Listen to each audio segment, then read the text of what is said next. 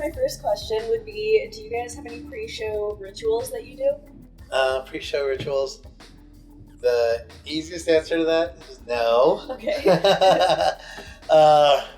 We have like, we might have the opposite of like a pre-show ritual, because sometimes it's like, mostly if we're on the road, sometimes we're like super power napping before the show, and there's lots of times where I'll wake up like 5 minutes before show time and be like, I'm pretty good like that. I can just like be up and get ready to like, go. all right, I gotta go. But no pre-show rituals. Okay. How does touring as EOTO compare to touring as Cheese?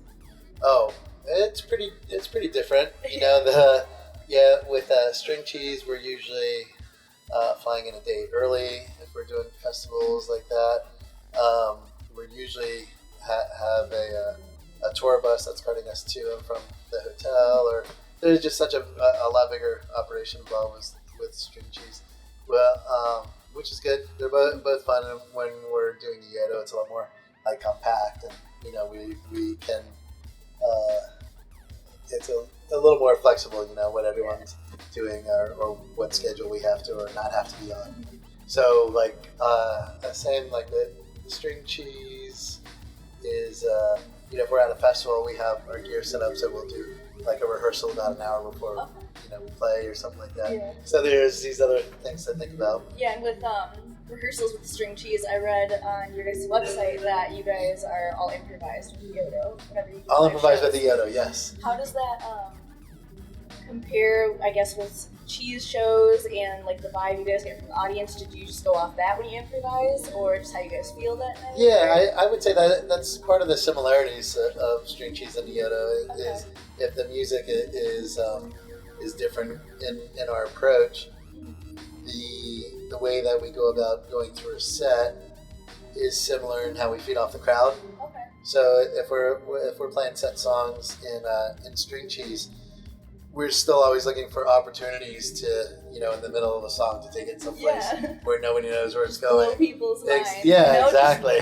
Give them what they like came to see, you know, because they expect like good, fun, like get them hyped shows. Yeah. You guys are pretty good at that. So. And do the journey, you know, do the whole journey. And with an EOTO show, just the whole show is that, because we don't know what we're gonna do, but you know, we have an idea stylistically the types of music that we want to cover, but how that unfolds is a mystery. It's all up to how the mood of the crowd is. Absolutely, yeah. Really, and that's good that you guys can feed off that. And, you know, like kind of cater to the specific audiences that you guys are playing for. Absolutely. Speaking of audiences, you guys did a set at Electric Forest last year, and we were in the audience, and we heard that a fan wanted you to help with his marriage proposal. Oh, right. Yeah. How was that for you guys? And do you guys do a lot of stuff like that for fans, or was that your first time? I think we've done it a total of 4 times now. Okay. And it might be, it's gone both either somebody that we knew or somebody, like I had no idea who that guy was. He said he was thinking about doing it. And just kind of the way that he wrote to me was cool enough to, I don't know, you get a feel for those things. Yeah. So you don't want it to be a thing like that's what EOTO does. Yeah, you don't want it to become a habit. Yeah. It's pretty cool. You can always ask, and if it doesn't, you know, happen, it's no big deal. But I remember that just seemed like for some reason the setting and everything out there seemed like it'd be a good one. And I don't think I remember actually seeing them in the crowd. I just knew that he was going to make sure that they were going to be in front, you know, somehow. And so I said it. And then I was just hoping, like, whatever happened. And then we just kept going on our way. And then he wrote later things like, thanks, that was the most epic thing ever. Good thing she said yes. Yeah, that's always the tricky part. Do you guys have any new projects in the works or any new sounds that you guys are trying to come up with or anything? Well, I think what we're both doing right now is just trying some different things musically. Okay. We haven't been touring as much, and String Cheese schedule has been kind of trippy in that some of our off time we've gone and did a retreat out in Arizona and wrote a ton of songs, and then That's awesome. we just the way our shows are placed. it kind of made us have to leave our EOTO schedule a little more open than usual, which is cool. But we just haven't done as many shows. And then and so I think we have both been doing other projects. Travis has a studio set up at his house, and he has friends come over and jam, and they record those things. And then I've been doing, I put a couple of my own groups together and joined some all-star bands like out in Colorado and here in the Midwest too. So that's been really fun because it's been a while since I've did a lot of collaborations or a lot of sit-ins with other groups. But yeah, it was fun. So with being in EOTO and then String Cheese, and you guys say you have all these different like projects and collaborations on the side, how much off time and home time do you guys get? We actually get a little bit more than we've gotten in the past right now. Our schedules are quite a bit more open. It's like now, before the way that we've been doing the last 3 years, it's probably been, we'll get the String Cheese schedule all sorted out, the practice schedule and the touring schedule, and then we would basically have, for EOTO, we'd have our booking agents just fill up all the other weekends, you know, and so it would be pretty rare when we'd have a weekend off at home. But we've adjusted our schedule, so like something that EOTO used to do is we go out 3 months at a time, get on a bus and just disappear from home for 3 months. And now we're doing mostly like us and the crew. We fly into an area on a Thursday, through Saturday everyone flies home. So we're actually all home a little bit more than we've been in the past.